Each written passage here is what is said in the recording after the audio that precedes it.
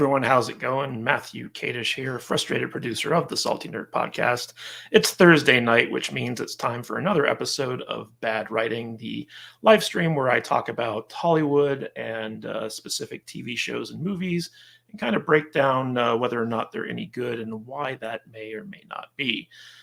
So one of the hard things about running a regular live stream is finding guests to come on and keep you company. And I usually have a great expert panel to kind of hop on the stream with me and, share in the discussion. But this week, it just kind of got away from me. I didn't have a lot of time to approach people, and the ones I did were busy. It's going to be a very chill stream tonight. It's just going to be me kind of talking about mystery boxes and this Epix TV show called From, which I've been watching. We're about 8 episodes into it. It is very good. It's not getting nearly enough attention, I think, from the mainstream. It's kind of flying under the radar, but it's an excellent, excellent series. I've been really enjoying it.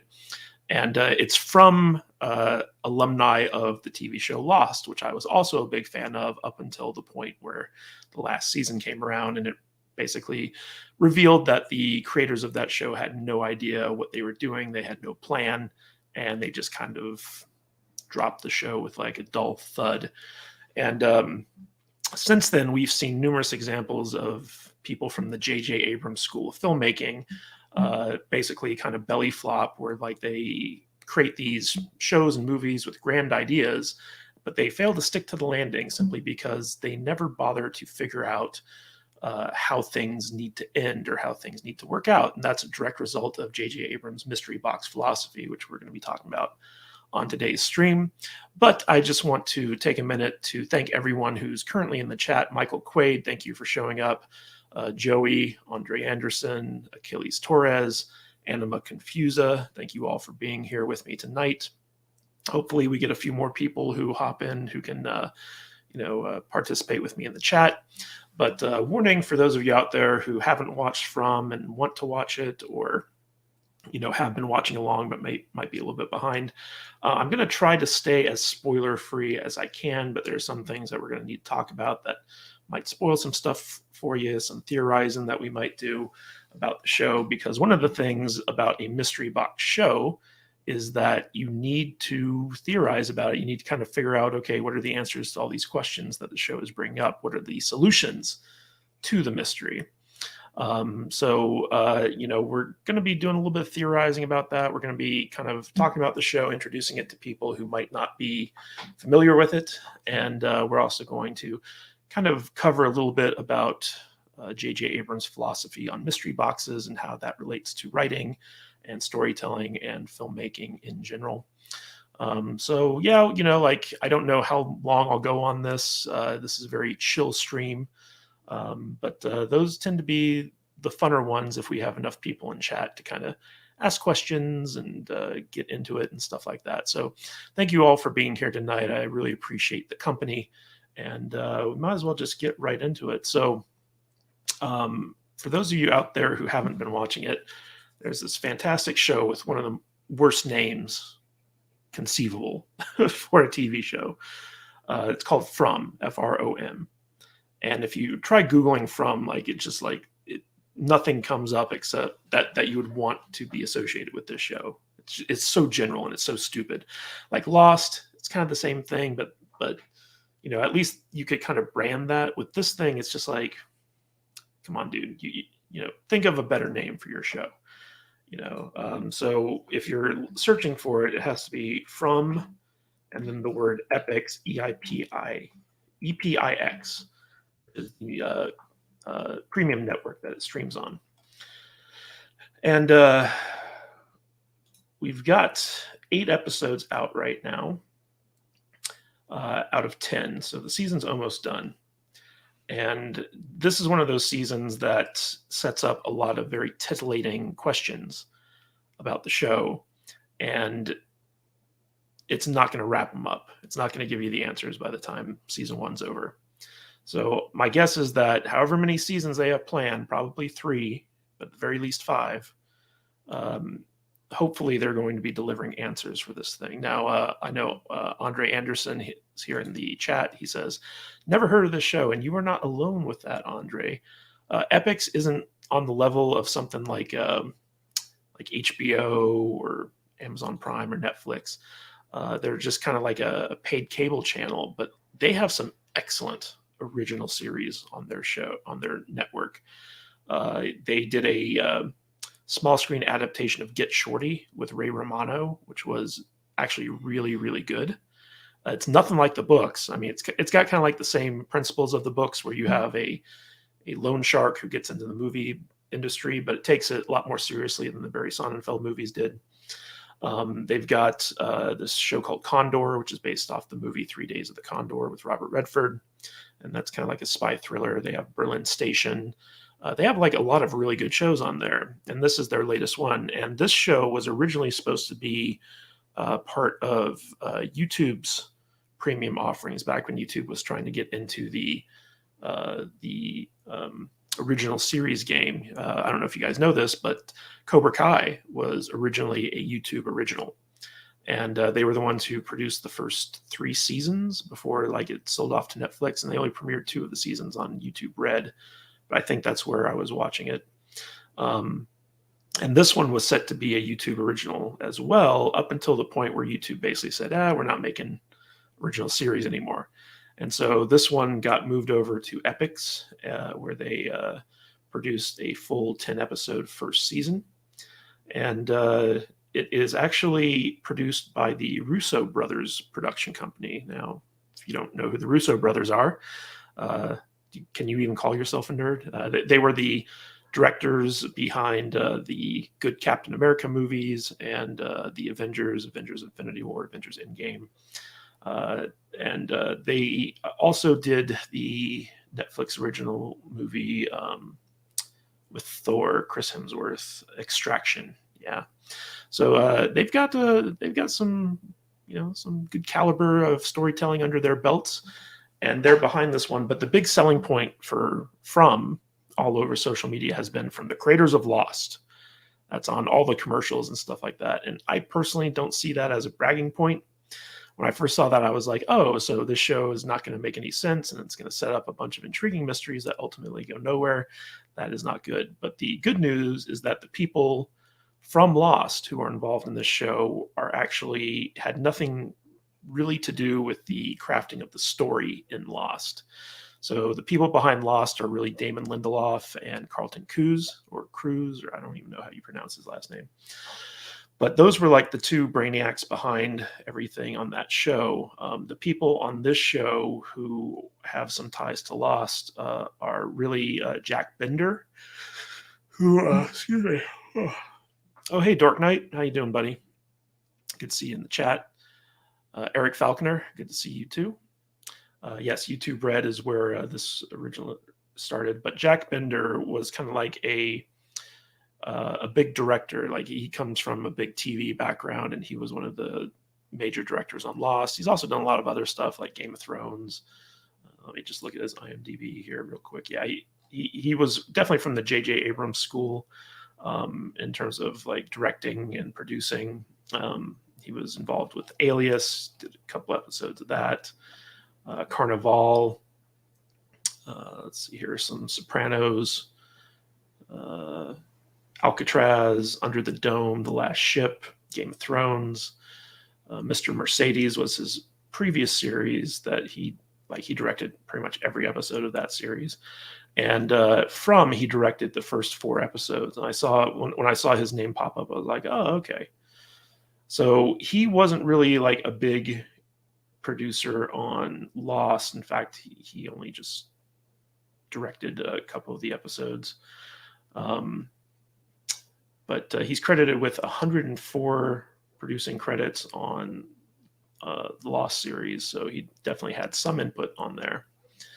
But the real guy behind this show had nothing to do with Lost. In fact, this is like his first series. His name's John Griffin, and he did like 1 script for like the Twilight Zone reboot, and he's also working on the Magic the Gathering original series for Netflix. But this is actually like his first full, TV show. And what's interesting about this is that he's written all the episodes for this show.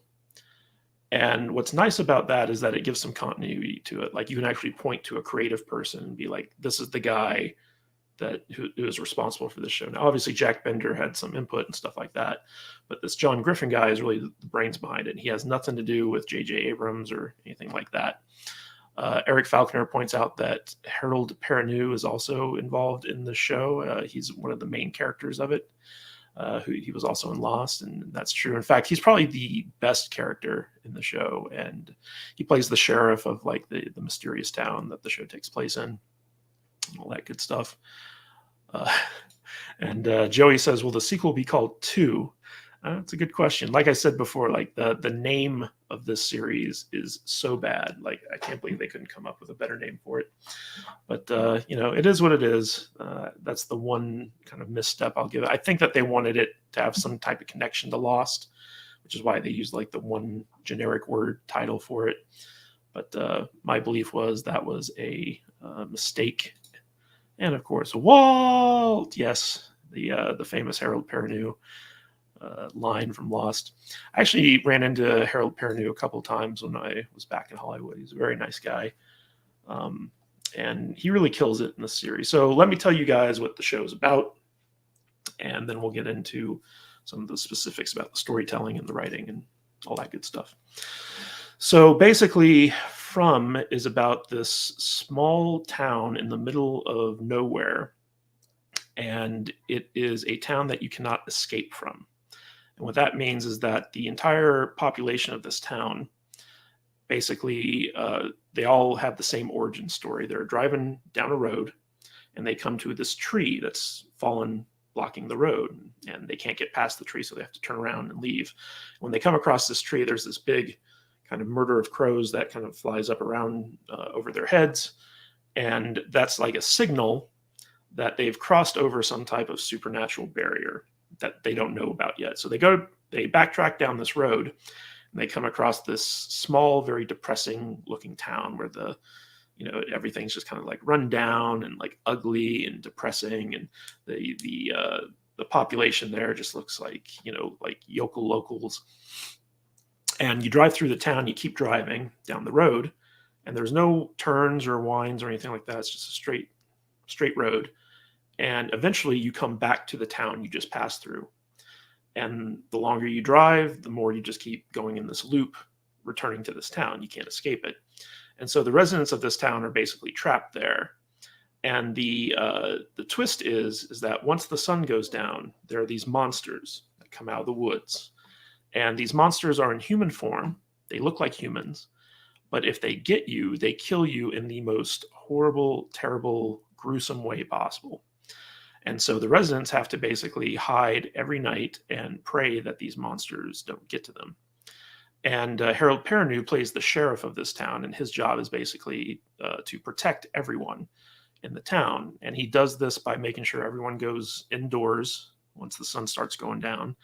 And he found these kind of like special runes, these rocks with like symbols and stuff on them, that if you hang them by the door of your house, the monsters cannot break into your house.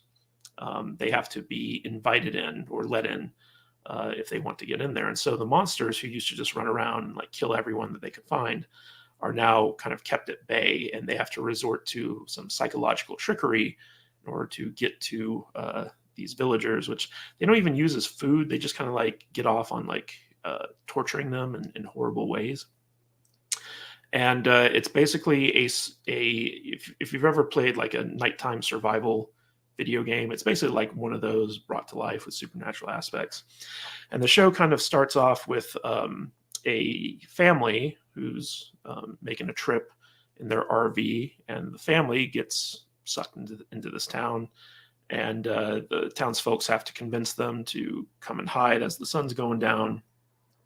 But interestingly enough, they get in a car accident with another car who happened to show up in the town at the same time they did, which is a very rare occurrence, apparently, because two cars at the same time just almost never happens. And so they get into this very bad car wreck, and the youngest child of this family is severely injured.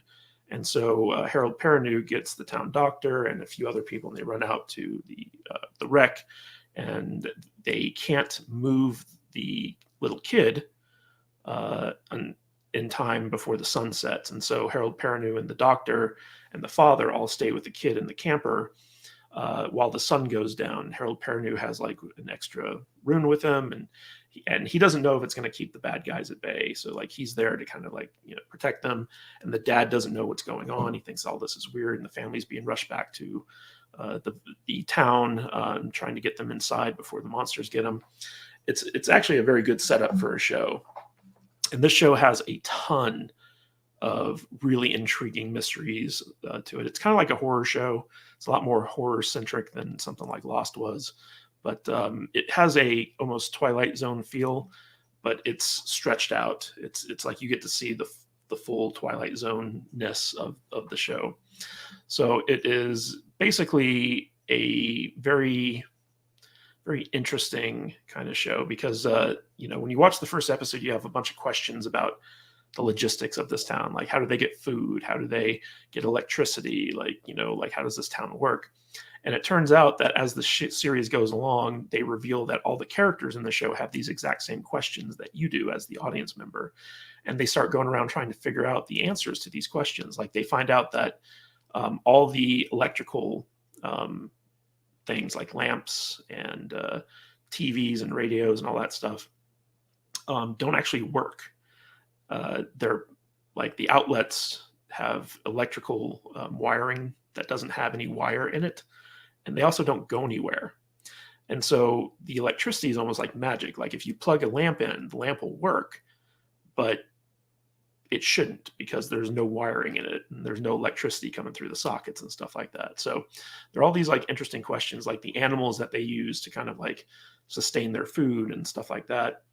Just come from the forest. They don't know where they come from and all that stuff. They don't know how these runes work. They don't know where the monsters come from, but they know what will happen to you if the monsters get you.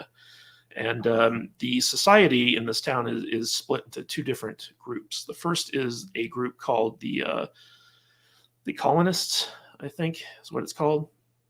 And they are people who basically believe that they're going to be stuck in this town until they die. And they just have to get on with their lives and learn to live with the situation that they're dealt. And they all live in this kind of like hippie commune up in this big, huge mansion called Colony House, where they all just kind of like, you know, live together and work together and have sex together and, you know, a bunch of other stuff. It's kind of like, it's very hippy dippy. And then the other group is called the townspeople, and they're people who live in the abandoned houses in town, and they're of the mindset that they want to try to escape. They want to find a way out of the town. They want to, you know, figure out the mysteries surrounding the, you know, their situation, and they want to escape, and they want to make sure that their loved ones can escape and stuff like that. And so when new people come to town, they're forced to choose: do you want to be in Colony House or do you want to be part of the townspeople? And it's basically a difference in philosophy. And the two groups very rarely mix because, you know, they get resentful of one another or what have you. So there was definitely some thought that went into creating this, you know, the world of this show. And it brings up a lot of very interesting mysteries. And yes, Eric Falconer, I said hippy dippy. It's just part of my lingo. Joey says, Land of the Giants. Not quite. There aren't any giants in here yet, but there are a lot of creepy ghosts and visions and crazy stuff. One of the guys who was in the car accident, who caused the car accident, he's like this tech guy who started like this big business, but he's also like a drug addict and kind of like a rich bratty guy. And he starts having all these visions of weird stuff that kind of sets him down like a path to try to figure out a way out of this place. It's kind of interesting. The town is basically like a big elaborate escape room. There are all these clues that are lying around. There's all these dangers, and the townsfolk have to figure out how to get out of there. And what's interesting is that this is a show that's not afraid to kill off characters, in the sense that, you know, there are characters who seem like they're main characters and they're going to have plot armor and you're going to get to know them. And it's like, nope, they're dead. You know, a couple episodes in, boom, they're dead. Boom, they're dead. oh, that guy's dying, you know. So it's a very brutal show, actually. And they do a really good job with kind of like creating tension and creating believable conflicts amongst the town folks, and like, what would you do if you were in that situation type thing. My one criticism of it is that a lot of the main characters are very unlikable. Harold Perrineau, who plays the town sheriff, is probably the most likable guy in the show, even though he's got his flaws. But the new family, who's, you know, the father's played by Eon Bailey, who played Pinocchio in Once Upon a Time and stuff like that. Him and his wife and his kids are so freaking annoying. It's hard to get invested in them. And there are a couple other people in the town where it's just like, you know, like, I don't want to spend time with this person. But for the most part, the mysteries and the scenarios that you get exposed to are enough to keep you coming back for more. At least they have been for me. So Joey says, so they come back as zombies, Cat Cemetery or Cat Cemetery. They don't come back as zombies, actually. It's like the people who die in this town die. It's unclear of what the monsters are exactly, or how they are taking on a human form, and what, like, are those humans people that they've killed in the past? Are they just making up like what they look like? We don't really know anything quite yet. Hey, JT. Good to see you, man. Thanks for coming. Eric Falconer says, Once Upon a Time, Another Lost Connection. Yes, from the JJ Abrams School of Television, indeed. I only watched, I think, four seasons of Once Upon a Time before I just couldn't handle it anymore. That was a show that got bad the further along it went. It was a cool concept at first, but then but, you know, come to think of it, it's actually very similar to this show in the sense that, like, you know, they find this town where all these like Disney characters are living, basically. Yeah, it's kind of interesting. Anyway, so let's talk a little bit about mystery boxes, and I got a little clip here from YouTube, and this is JJ Abrams kind of talking about the mystery box, like the concept behind it. And I'm not going to play the whole video. I'm just going to play like a little portion of it, just to kind of set the stage for this. So one of the things that I bought at the magic store was this, Tannen's Mystery Magic Box. The premise behind the Mystery Magic Box was the following. $15 buys you $50 worth of magic, which is a savings. Now, I bought this decades ago, and I'm not kidding. If you look at this, you'll see it's never been opened. But I've had this forever. Now, I was looking at this, it was in my office, and as it always is, on the shelf, and I was thinking, why have I not opened this? And why have I kept it? Because I'm not a pack rat, I don't keep everything, but for some reason, I haven't opened this box. And I felt like there was a key to this somehow, in talking about something at TED that I haven't discussed before, and bored people elsewhere. So I thought, maybe there's something with this. I started thinking about it, and there was this giant question mark. I love the design, for what it's worth, of this thing. And I started thinking, why haven't I opened it? And I realized that I haven't opened it because it represents something important to me. It represents my grandfather. Am I allowed to cry at TED? Because no, I'm not going to cry. But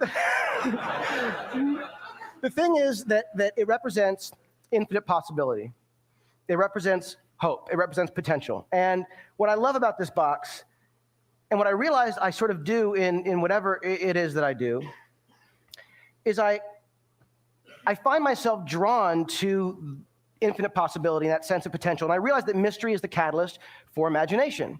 Now, it's not the most groundbreaking idea, but when I started to think that maybe there are times when mystery is more important than knowledge, I started getting interested in this. And so I started thinking about Lost and the stuff that we do, and I realized, oh my God, like, mystery boxes are everywhere in what I do. And how, in the creation of Lost, Damon Lindelof and I, who created the show with me, we were basically tasked with creating this series that we had very little time to do. We had 11 and a half weeks to write it, cast it, crew it, shoot it, cut it, post it, turn it in, 2-hour pilot. So it was not a lot of time. And that sense of possibility, what could this thing be? There was no time to develop it. I'm sure you're all familiar with those people who tell you what you can't do and what you should change. And there was no time for that, which is kind of amazing. And so we did the show, and for those of you who haven't seen it or don't know, I'm going to show you this one little clip from the pilot just to show you some stuff that we did.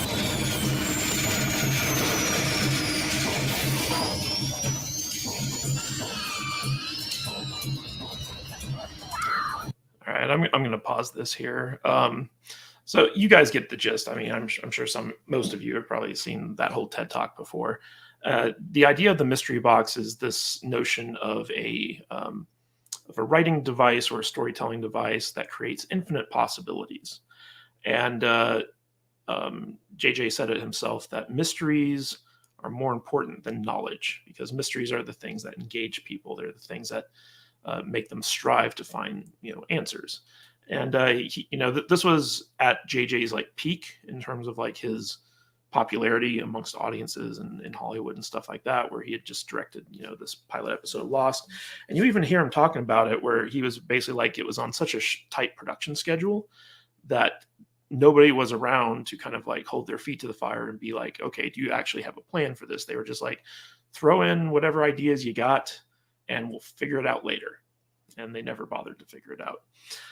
But the concept of mystery box as a kind of writing device was basically outlined there, where it's basically you create a mystery and you make that mystery as intriguing as possible.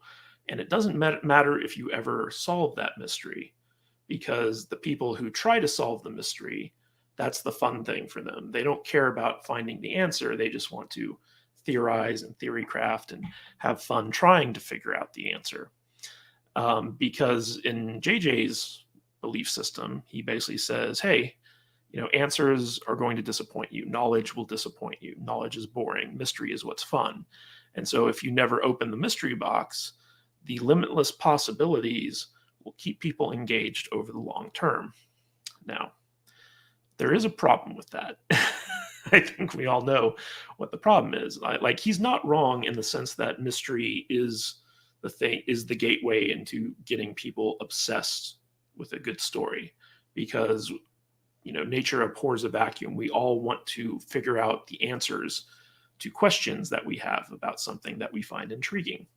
I can remember after the first season of Lost, I spent literally like hours every day online in message boards, theory crafting and arguing and sharing ideas with the Lost community on Reddit and stuff like that.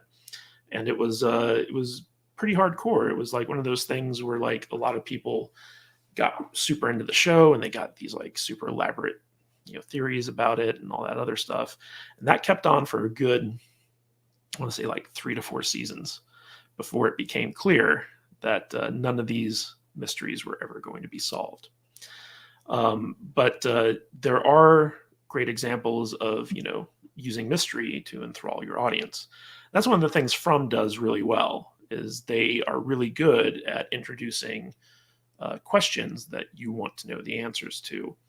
And one of the things that they actually do in From that they didn't really do in Lost is that they actually have the characters ask the same questions that the audience is asking. Like, there's a great scene, I think it might be in episode 2 or 3, I forget which one.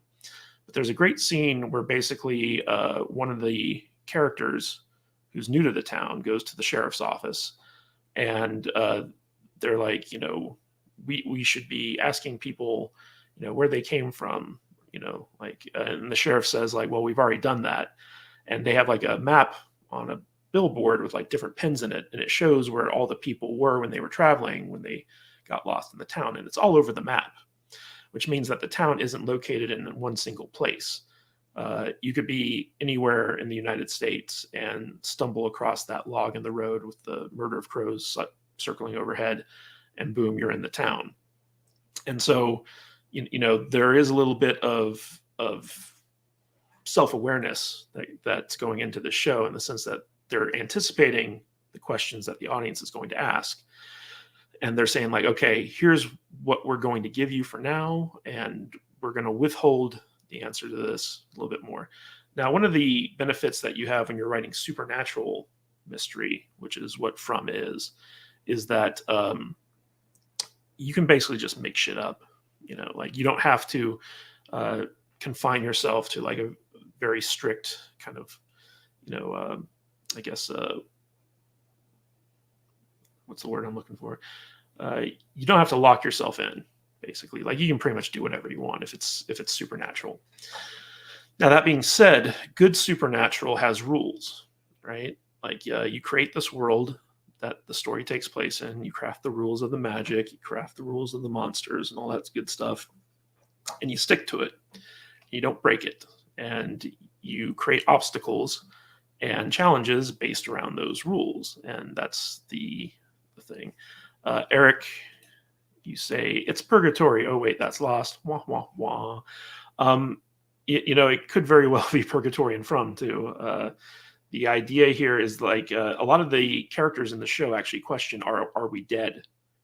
Like that's the thing. It's like, have we died? Is this purgatory or is this hell, or like what is this place? So there are characters who are actually asking these questions as well.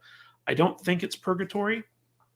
I do think it's something supernatural, but that's just kind of like part of the story, I guess.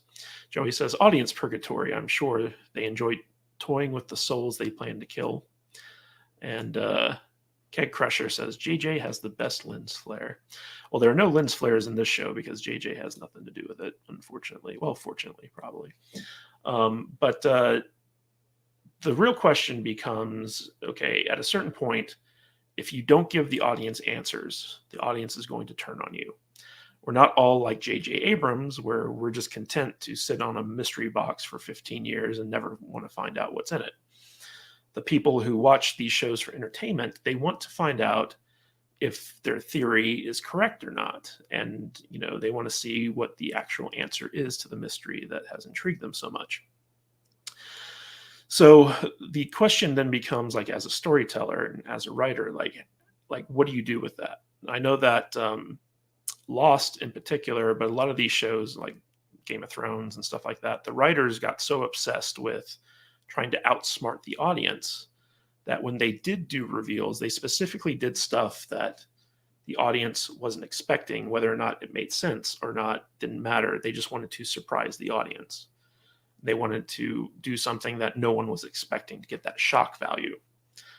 And that ended up doing more harm than good, because audiences, when there is a shock and it's good and it's earned, they'll appreciate it. But audiences, I think, also get a great deal of satisfaction from being proven right, or if they're proven wrong, finally discovering what the actual answer to that mystery is.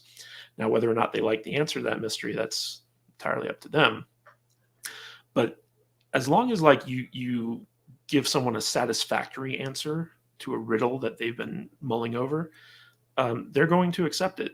And oftentimes people who guess correctly on these stories find that far more enjoyable than being surprised and being let down by the surprise, because they were just like, that was a stupid surprise, right? And I think JJ Abrams in particular fosters this this notion amongst the people that he works with or the people that he oversees or what have you, that you have to always, you can't ever give the audience what they actually want, right? You have to keep it super secret. You have to keep it a surprise, and you have to be smarter than your audience. And it's very, very hard to always outsmart your audience without a lot of trickery. We saw this again in Game of Thrones. Like, remember when Peter Baelish got killed, and they kind of like used a whole lot of really cheesy misdirects in that episode to make it a surprise. A lot of stuff between Sansa and Arya that didn't make any sense, but they wanted to kind of make you believe that Baelish was manipulating them against each other. And so when it turns out they were secretly working together to bring down Peter Baelish, it'd be a big surprise. Now, I don't mean to keep hitting on the Game of Thrones references, but if you're a fan of the books, right? I was a big fan of the books way before the TV show came out. And one of the big theories about the books was that Jon Snow was a Stark. He was Ned Stark's sister's son, which she had with Rhaegar Targaryen. So he was a Stark and a Targaryen. And this was a huge fan theory for a very long time. And, like we never got the answer to that in the books, at least not yet. But when the show came along and confirmed that's who Jon Snow was, so many book readers were overjoyed because they were like, finally, our theory was proven correct, or at least like canon in the TV show. And that's a good example of George R.R. Martin as a storyteller, knowing, hey, my audience figured this out. I don't want to cheapen that achievement. So I'm just going to, keep my original plan going and let them have the satisfaction of having figured it out, of making them feel smart for having figured it out. I think that that's perfectly fine. So the question then becomes, when it comes to the mystery boxes, how do you craft a satisfying conclusion to the mysteries that you set up? Because if you keep them going, the audience will eventually turn against you. They will get frustrated, they will get annoyed, they'll check out, they'll attack you as being a hack, which, if you hadn't thought through these mysteries before presenting them to the audience, you probably are.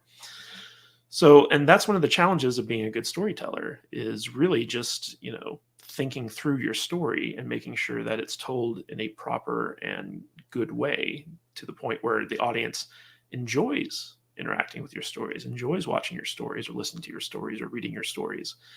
So this idea that you never have to answer the mystery box, that you can allow the limitless possibilities to exist forever and ever, amen, is a fallacy. It's something that serious storytellers don't do, because they know it's incorrect to do that. Now, that's not to say that you can't, be ambiguous with like a certain type of ending. Like, for instance, Inception. Was it really a dream? Blade Runner. Is Deckard a replicant or not? They ruined that one. But when the original movie came out, like, that was the thing. So, like, there is a little wiggle room there if you have like a smart, nebulous ending that keeps people debating and, arguing over it. But in order to achieve that, the rest of the story has to be really solid. Like, you can't just end it that way because you don't know how to end it. Like, you have to, from the very beginning, know, okay, I'm going to end this in a very abstract way because I want people to debate over this. But you can only get away with that with one plot thread, right? If you don't wrap up all the other plot threads before you get to that nebulous ending, people are going to just think that you didn't have a plan, you didn't know what you're doing. They're going to get upset with it. So, that's the key to doing a mystery box correctly, is that eventually, as a storyteller, you have to reveal what's inside the box. And good storytellers will make sure that what's inside the box is exactly what the audience wants or needs in order to enjoy the story or the ending. So let me just check chat here real quick. So here Joey says, they'll be given a franchise to run with a 5-series deal and carte blanche to ruin a studio. I assume that you're talking about Dan and Dave, the Game of Thrones guys. We got Eric Falconer, stick to the story. If the audience figures it out, as long as the story is good, they won't care. Yeah, that's right, Eric. That's why I said, like, don't try to outsmart your audience. Like, if you can outsmart some people, fine. But people, when they are outsmarted, and they're outsmarted in a legitimate way that's not cheating, they'll enjoy the surprise. But if they are smart enough to figure out what you're going for, don't try to make them feel dumb or like they were, wrong, because you want to surprise them. Reward that intelligence and let them know that they were right. Now, the flip side of that is that if you have people guess your plot stuff like too easily, it becomes boring. It doesn't become a challenge. So the trick is to make intriguing enough mysteries that don't have a clear answer, that allow for debate and theory crafting and theorizing and all that good stuff. And then pick one that is good enough and let those people enjoy the fact that they were right. Let's see here. Andre Anderson, just rewatched Blade Runner 2049, and it's a lot better than I remember. I actually really liked Blade Runner 2049. I know Razor Fist is in the camp that it's a travesty of a sequel and should never have been made and all that other stuff, but I liked it. I'm not a hardcore Blade Runner purist, though. So how does 60 plus years of Doctor Who get away with it? I'm not quite sure what you're asking there, Joey. Get away with mystery boxes? I don't really think Doctor Who has a whole lot of mystery boxes, but I could be wrong. I've only watched David Tennant, Matt Smith's season, so I'm pulling from a limited bit of knowledge there. So that's really the key to doing a mystery box, right? Where like you present the mystery box and you have the infinite possibilities, and you're like, okay, here's the mystery. Now you guys figure out, the solution to the mystery, and you allow people time to kind of mull over these mysteries that you're presenting them. But before you present that mystery, you better have the solution in mind, and you better have a good solution, one that makes sense within the world that you're creating, and one that's not cheap and comes out of nowhere and is fulfilling to someone who's spending the time theorizing about this stuff. And then at a certain point, you have to reveal the solution to that mystery. And, if there are people out there who don't like that solution, that's fine. Like, just allow them to not like it. But have enough mysteries going on where eventually everyone will feel fulfilled with the answers that they're getting. That was one of my biggest problems with Lost, was in the final season, it felt like they were rushing out answers that didn't make a whole lot of sense and weren't very fulfilling. I can remember, like there was a big plot point in Lost where they moved the whole island. Like the island just disappeared because they went into this underground thing with like a lever, and they pulled the lever and the island just moved. And in the final season, they showed the guy building that lever, and they kind of explained it by it's like the lever moves water and light. Well, how does that make an entire island disappear? It was just like, it was like, oh, we answered that mystery. It's like, no, you didn't. You really didn't. And there were a lot of mysteries that they just forgot about, that they never addressed.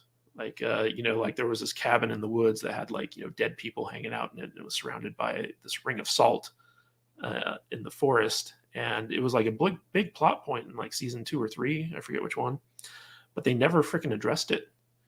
It was just like there. And then they were like, oh, we forgot about that.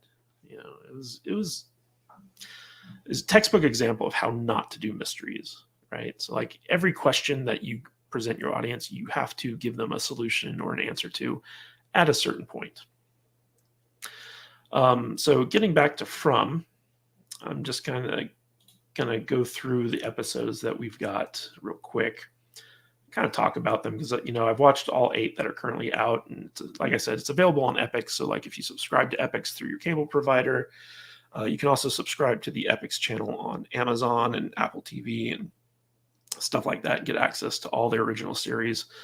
They're all really good. I think 50 Cent has a series on there called Power, which I actually really enjoyed. There's a lot of good shows. They got like a War of the World show on there and stuff like that. JT, thanks for coming by. Appreciate you hopping in the chat. Have a good evening. All right, so back to From. So just a quick overview of the main characters that we got to know about. So Harold Perrineau plays Boyd Stevens, the sheriff of the township. He's been there for like a little over 3 months, and ever since he arrived, like he was a former military MP, I want to say, something like that. And basically, before he arrived, all the residents were just like hiding underground every night, like trying to prevent from getting horribly murdered. And he kind of organized them and found these runes that protected them and stuff like that. And so he's really the hero of the town. He's like the cowboy, the sheriff who kind of comes in and takes care of everyone, protects everyone. Then we got Eon Bailey as Jim Matthews, a new arrival who came with his family. He's the husband of Tabitha and father of Julie and Ethan, who chooses to live in the township as opposed to Colony House. And Eon Bailey, I like him as an actor, but I find his character in this little hard to relate to. His wife Tabitha, who's played by Catalina Sandino Moreno. I don't like her at all. And his daughter Julie is insufferable. I can't stand her. She's like, typical teenage girl, but at the same time, it's just kind of like, And then his youngest son, Ethan, who has a big part to play in the show. I just kind of find him annoying. So the whole Matthews family is just characters I don't really care for. You've got a character named Father Katari, who's the community priest of the township. He's like this priest who came into the town, and he kind of watches over everyone's souls and prays with them and tries to protect them and all this other stuff. He's another good character, and he's kind of like buddy with Harold Perrineau's sheriff, which is cool. Let's see here. We've got Kinney, who's like the deputy, Harold Perrineau's deputy. He's like this Asian kid, and his mom runs the local diner and makes sure everyone gets fed every day. And Kinney is just kind of like this stand-up kid. He's kind of like the heir apparent to Perrineau's sheriff. So if anything ever happens to Perrineau, Kinney will step in there. Let's see here. Yeah, and we got Harold Perrineau's son who lives up at Colony House, and there's like a big backstory between falling out between those two. We've got like a creepy guy who lives at Colony House who's been there since he was a kid.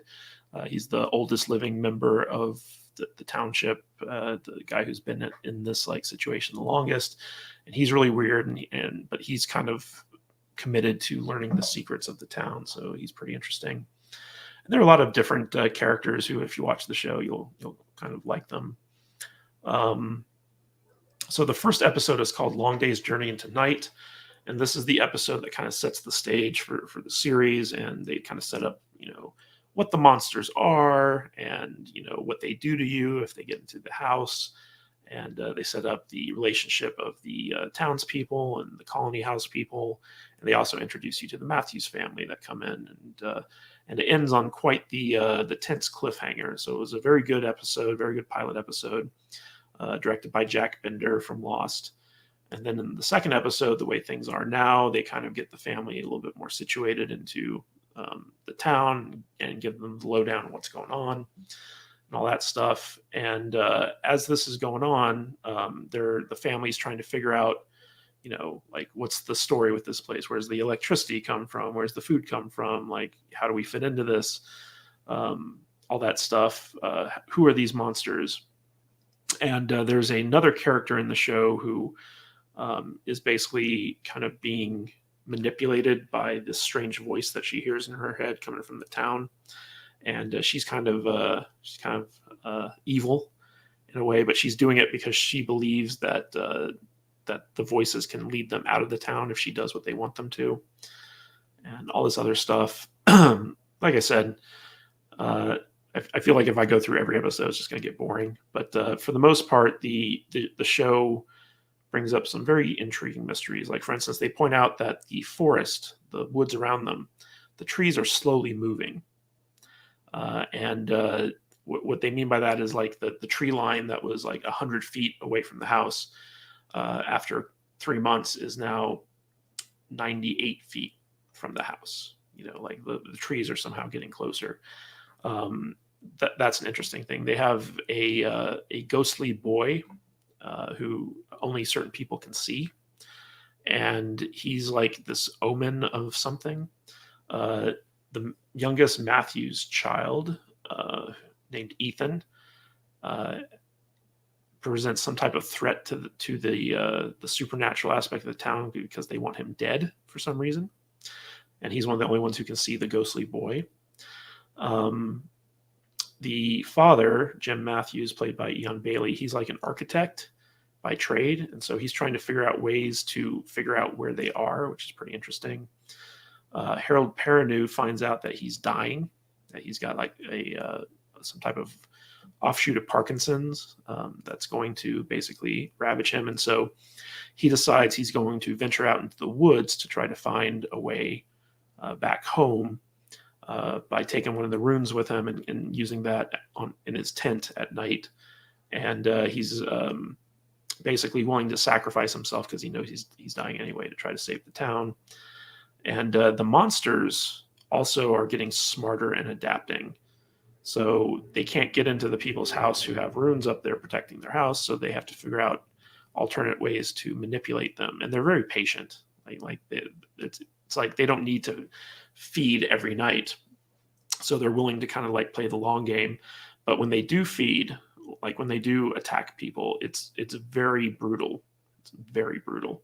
And the aftermath of it's just like, very gory. It's rough. At the same time, like we find out that there are these special trees in the forest that can like teleport you different places. So like if you go into the tree, you'll either appear way up in the air and fall down, or you'll appear in an underground bunker that's very close by. And this bunker has some type of history to it. One guy saw an image of like a miner who's been crushed by a rock, and he's like screaming. There's also a lot of symbology in this show, like strange symbols, like for instance, the runes that are carved into the rocks that protect the houses. A lot of people online are speculating, hey, are these Viking runes? Are these Norse runes? Are these Native American runes? Like, what do they mean? And it could just be like stuff that's made up, but it's intriguing. A lot of people are trying to find like, basis for these runes and regular historical mythology. And it comes down to, if they can figure that out, then they can figure out, okay, like what is the location of this village? Is it supposed to be purgatory? Is it supposed to be some other like, supernatural folk tale?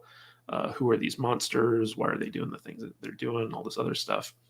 So overall, there are a lot of really intriguing mysteries to this show. The question is can they actually deliver on these things?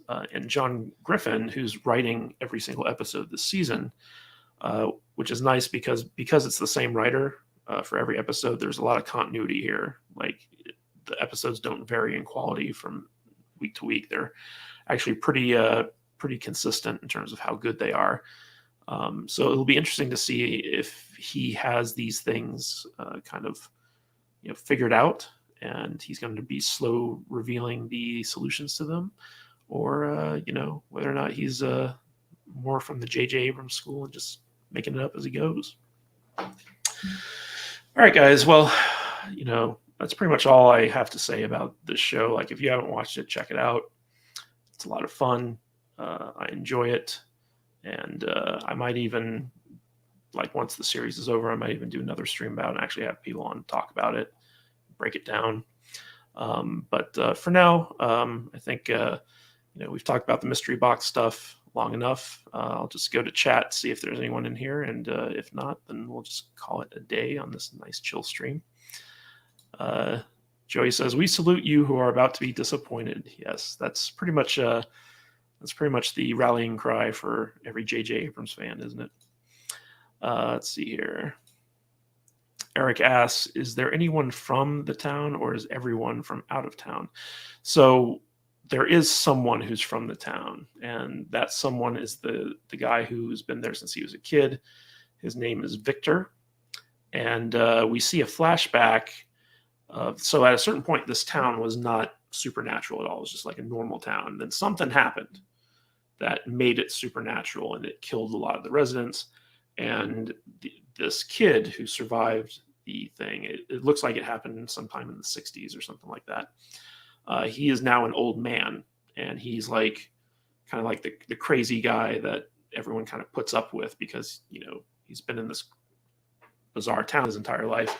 So nobody wants to, he doesn't have very good social skills.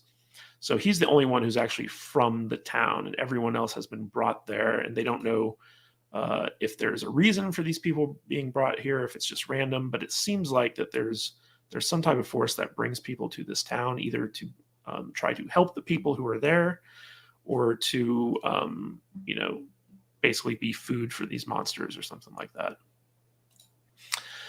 Joey says, it sounds like such an overly used trope of a show, like 15 other TV series before that never paid off. It's a giant whoopee cushion just waiting.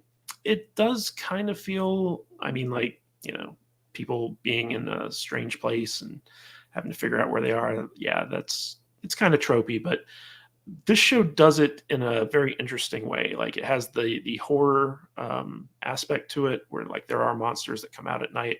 It's got the survival aspect to it. So if you ever liked, the good early seasons of The Walking Dead, they have that to it. They've got a lot of mystery box stuff going on.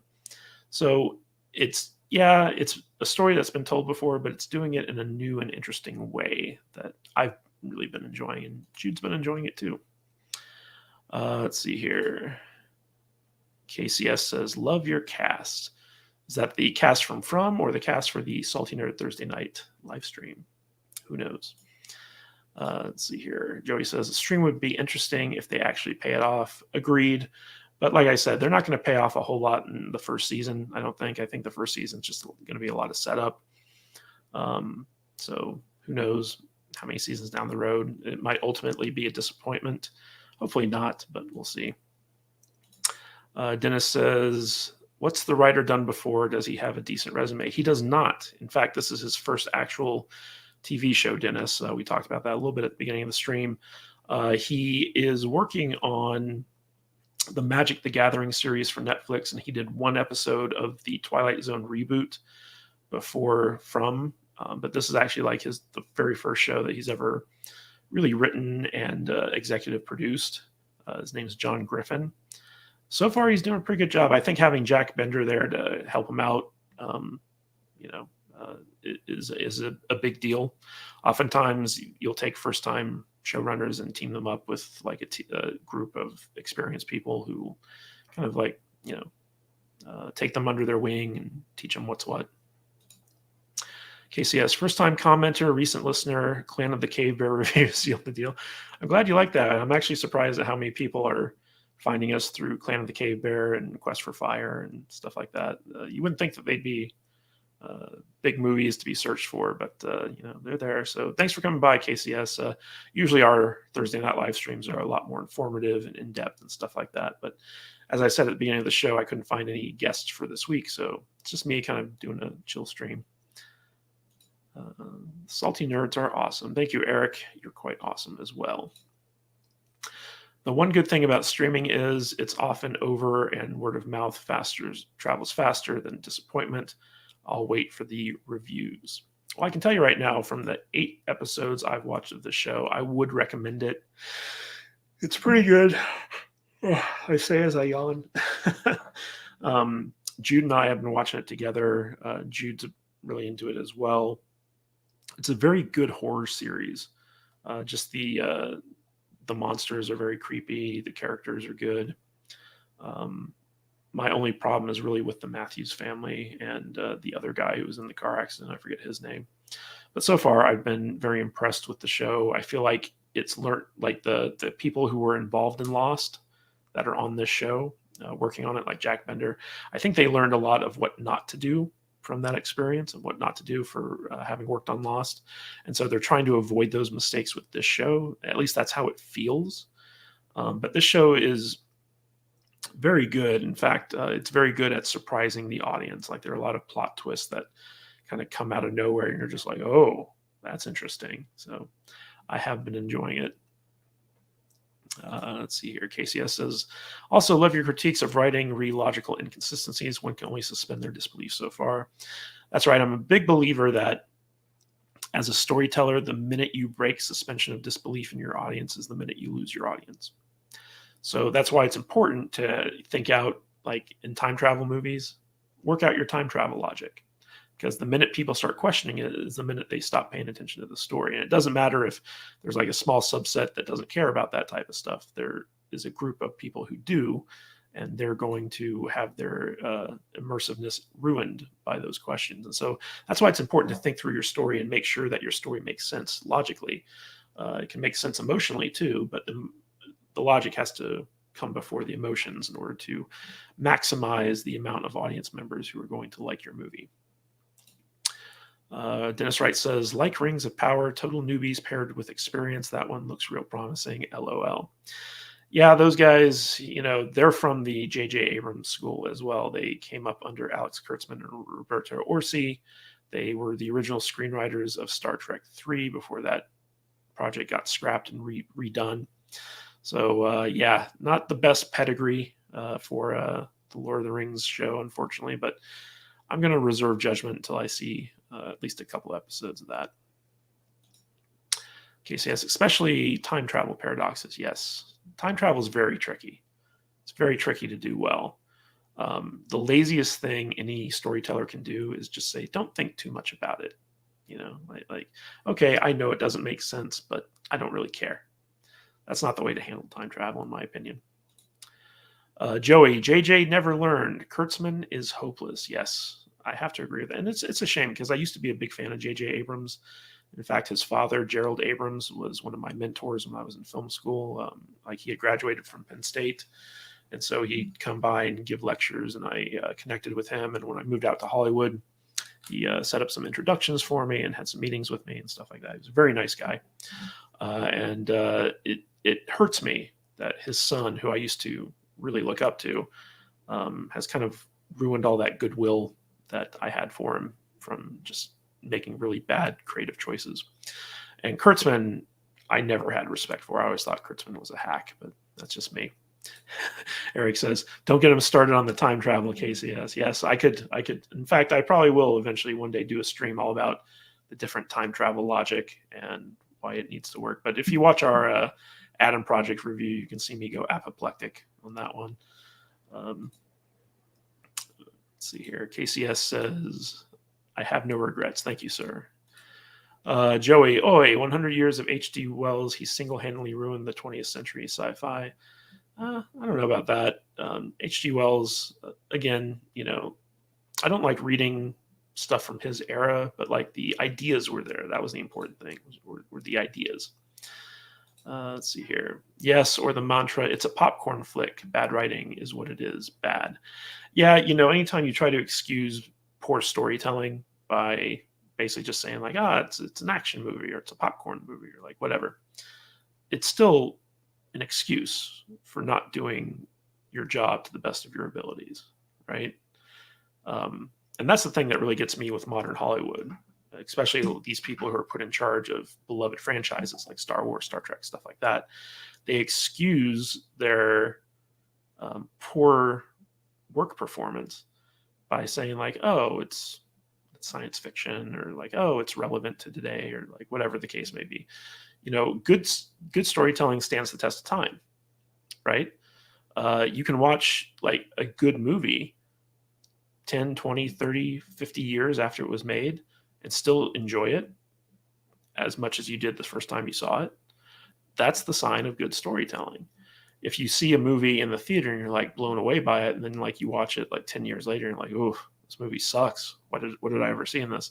That's the sign of bad, lazy storytelling, and it's not good. 52 movies a year. Yes, time travel logic show. It will be done.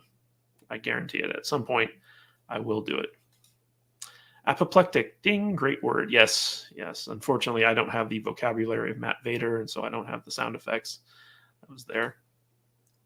Dennis Wright. I'd like to know who the biggest hack in Hollywood is. Oof. We'd need like a top 10 list. I can guarantee you Kurtzman is on that list. Although I would argue that maybe Damon Lindelof beats him out on that one. It's hard to say. There are a lot of hacks in Hollywood. It also depends on like what level of hackery you're talking about, because there are the hacks who can't write, but then there are the hacks who can't direct. I would go so far to poke the beast and say that Zack Snyder is a hack. He's a great visualist. He can put pretty pictures up on screen, but every single one of his movies, after I'd say 300, possibly Watchmen, are terrible. Just really, really poorly done stories. So it's hard to say, but like he hasn't like ruined anything, I guess, if you really want to get down to it. But someone like Kathleen Kennedy, can she be called a hack? Like technically she doesn't really make the movies, but she does, support the making of them. So it's very hard to answer that question, who the biggest hack in Hollywood is, because you'd have to think, okay, like who's the one who's got the most influence and is ruining the most stuff? It's hard to say. It's a movie about space wizards for kids. Good old Patrick Wilhelm. Cat Crusher, what is the oldest movie that still stands up for you? Oh gosh. Like, oldest movie in terms of like the age of the film, or oldest movie, like the movie I saw the earliest that still holds up? Because there are, old movies that hold up, like Citizen Kane, Casablanca, a lot of Stanley Kubrick, his early films. Would you consider like Jaws an old movie? Because Jaws still stands up. There's a lot of movies that still stand up. But opinions vary. There are a lot of movies that I think are perfectly fine, and your brother comes on our show and he's just like, man, that movie didn't age well. And I was like, what are you talking about? It aged perfectly fine. So it's hard for me to say, but I guess I'd say like Star Wars, the original Star Wars, A New Hope. That to me, like, I can watch that movie a million times and it still holds up for me. I love it. So, and a lot of that's personal preference. Like, we just watched The Last Starfighter, right? We did a review on that for the Salty Nerd podcast.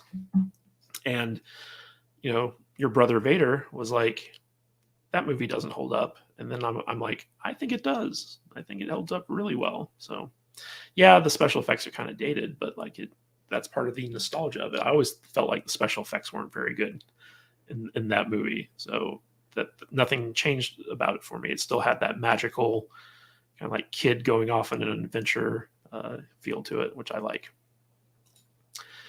52 movies a year. Yes, a top 10 hacks in Hollywood show. Yeah. How to win friends and influence people, right? Eric Falconer says, yes, KK is a hack.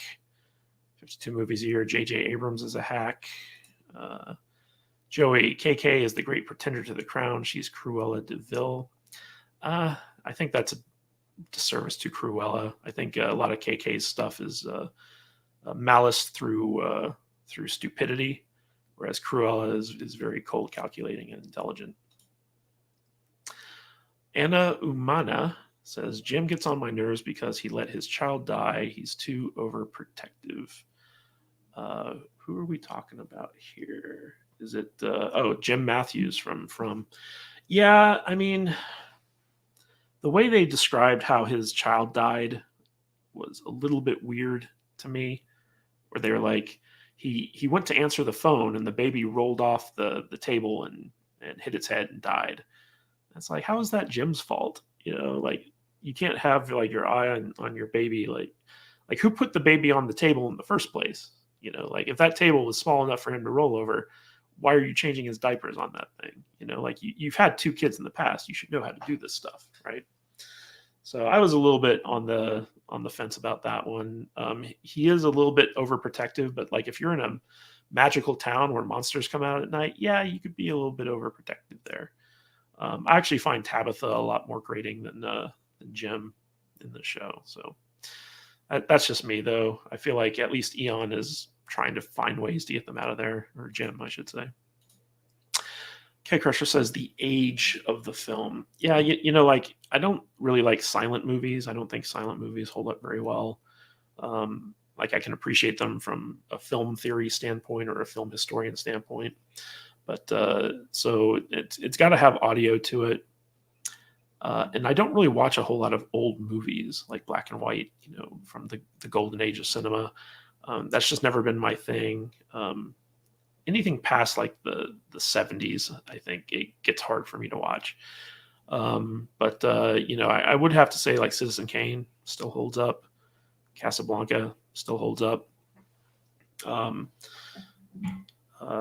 to think, a couple of Stanley Kubrick movies from his early days. Paths of Glory, I want to say, still holds up. So I'd have to sit down and really think about that one, because there are a lot of old movies that I'm sure are still amazing that are slipping my mind. Mr. Rogue Disney, howdy folks. Just got to stop in and say hi. Hi, thanks for stopping in. Appreciate the chat. TLSF is a classic story that dared try things it would have done better with models and practical effects. What is TLSF? Am I missing something on that? Let me know, Joey. What is TLSF? Might be able to give you a better answer. KK could have been great, but she embraced agenda. I don't think she ever could have been great, actually. I don't think that she's a good creative producer, and she never has been. Good logistical producer. She was the person that Steven Spielberg relied on to, get everything going on his productions. But in terms of creative decisions, she's terrible. She's just shouldn't be in charge of anything. Buster Keaton holds up, KCS. You go on to elaborate, but that's comedy and timeless gags. Yeah, I can appreciate Buster Keaton, but I've never found his stuff very good. Same thing with Loyal and Hardy. They were comedy pioneers at the time, but to me, I just like their stuff is lame. Fatty Arbuckle, all those early comedic pioneers. They just, I feel like comedy has advanced to a point. People's sensibilities have advanced to a point where you can't really appreciate what those early comedians brought to the table. So it's a little bit easier with dramas because dramas can kind of stand the test of time, whereas comedy is, it's based off of culture, it's based off of social mores and stuff like that. So it's hard to judge that. TLSF, The Last Starfighter. Okay. Lazy Man's Last Starfighter. So your first comment, Last Starfighter is a classic story that dared to try things that would have done better with models and practical effects. Yeah, Last Starfighter is actually a movie I think could easily be remade and with updated graphics, and it'd be good. Set it in the 80s, the same time period as the original movie, and just tell the same story and use better graphics. It would work. I think was it The Atom Project is probably a precursor to more movies like that, and hopefully we get a sequel to The Last Starfighter someday. That'd be really nice. KCS, of course, the reason Charlie Chaplin is the most famous person of all time is because there was no language barrier. This is true. When you don't have languages, get the maximum possible audience out there. But stuff has advanced so far since then. It's hard to say. Abbott and Costello was more fun, especially when they left Earth's SpaceX style in the supercharged DeLorean. And Keg Crusher, I have Last Starfighter on Blu-ray, and I have never gotten around to watching it. Oh, dude, you should check it out. I have it on digital now, but imagine the Blu-ray would be good. I miss getting DVDs with extra features on them.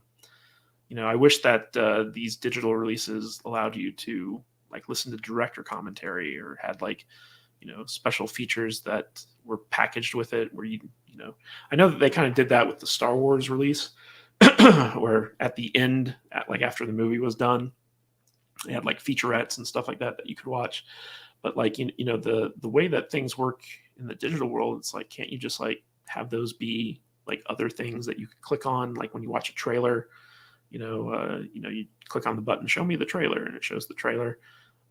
I wish they had more stuff like that because I really miss getting those director commentaries and stuff. Joey says Ryan Reynolds is going to become this generation's Ron Howard. He makes great movies. I don't know if I could ever say Ron Howard made great movies. I've always found his movies very kind of boring or middle of the road, or at the very least just kind of there. I can't think of a Ron Howard movie where I'm yeah, that movie was awesome. Apollo 13 was okay. I think the documentaries on Apollo 13 were actually much better than the movie was. Solo, it gets better the more I watch it. Still, it's just kind of what else? Splash. He directed Splash. That was so long ago. I don't even remember anything about that movie. Yeah. Can anyone in chat think of a good Ron Howard movie? I mean, okay, Ron Howard movies don't count. They got to be good. Keg Crusher 04, if you have dodgy internet, physical media is a must. This is true. If your internet sucks, you got to go analog. It's very true. Willow. So I wouldn't even count Willow as a good movie. Willow is fun in a cheesy way, but it's not good. Watch our review on, or I should say, listen to our review on Willow, because that was done before we were doing video. Yeah, 52 movies a year, I would say that Willow is his most enjoyable movie, but I still don't think Willow is a good movie. I just don't think it's very good. Can't agree on that one. All right, guys. Well, we've gone about hour and 20 minutes now, hour 15. I appreciate you all for showing up. Like I said, this was a chill stream. Didn't have any guests lined up. Didn't have any real topics. Talked about a show that I think is being criminally underreported on. It's a very good show. It's on a network that not a lot of people watch, Epix. But it is worth checking out. So if you got Amazon Prime and you can subscribe to the Epix channel, check out some of their original series, including this one. But they got a ton of really good original series on that channel. It's worth checking out. If you can, afford the extra $5 a month to do that channel. But it's kind of funny because Jude and I were going through our expenses for the previous year for taxes, and because we run an entertainment podcast, we write off a lot of our entertainment expenses, like buying movies, renting movies, going to the movie theater, stuff like that. And we spent thousands of dollars on movie rentals and streaming services alone in 2021. It was the number actually shocked me, how much money we spent on that stuff, but all for you guys, so we can bring you contextual clips and all that good stuff. Anyway, I want to remind everyone, join us on Saturday mornings, where we're going to be talking about the latest episode of Picard, the latest trailers from Strange New Worlds and all that stuff. Saturday has kind of become our Star Trek live stream, and we got a lot of great guests lined up. Danny the Dork Knight's going to be joining us as always. We've also got Salty Trekker, and we've got Brian from the Popcast. All these guys are huge Star Trek nerds. They're way more knowledgeable about it than I am. But we're going to be coming at you at 10 a.m. Pacific, 1 p.m. Eastern, I believe, talking about the new Picard episode and how much we hate it. Well, I'm sure some of us will have some good things to say about it, but this show is going off a cliff fast, and it's getting harder and harder for me to justify watching it, but I'm going to stick in there just for you guys. And we're going to have some fun talking about that show on Saturday mornings. So please be sure to come join us on that. And tomorrow we've got our Mad Max Trilogy Retrospective dropping on the main channel for our main show. So both audio and video is going to be out. We're talking about Mad Max, The Road Warrior, and Mad Max Beyond Thunderdome. It was a lot of fun to talk about those movies. And if after you're done watching that, you can go check out our Fury Road episode, which dropped last Wednesday. And also our Halo episode, which came out yesterday. It got dinged by CBS. CBS basically said, no, salty nerds, screw you guys. We're making this ineligible to be seen by anyone. So we had to go back in and fix some things and re-upload it. So if you watched it or left a comment on that video, just know that the original one had to be taken down. So check out the new Halo. That's going to be our regular Wednesday show going forward until the series is done. So next Wednesday, we'll have our Halo episode 2 video drop and all that good stuff. So if you're into that show, be sure to check out our recap and review. We're going to be going deep into the show. Alex and I are both video game fans. Jude and Vader have no context for it, so they're kind of coming to it from a new perspective. And it's fun to kind of argue about that type of stuff. Anyway, guys, thank you all so much for coming by. Appreciate it. I will see you next Thursday, and stay salty, my friends.